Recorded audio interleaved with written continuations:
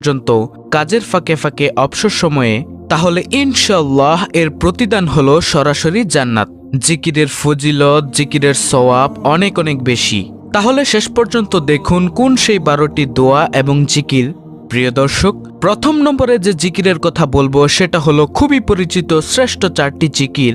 সুবহানাল্লাহ, আলহামদুলিল্লাহ, লা ইলাহা ইল্লাল্লাহ, আল্লাহু আকবার। সুবহানাল্লাহ। সুবহানাল্লাহ অর্থ হচ্ছে আল্লাহ তাআলা অতীব পবিত্র। যে ব্যক্তি সুবহানাল্লাহ সুবহানাল্লাহ জিকির করে তার প্রতি মহান রব্বুল আলামিন সন্তুষ্ট থাকেন।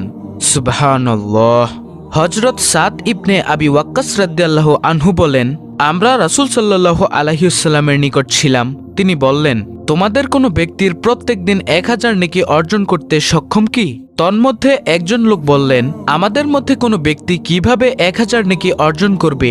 তখন রাসূল সাল্লাল্লাহু আলাইহি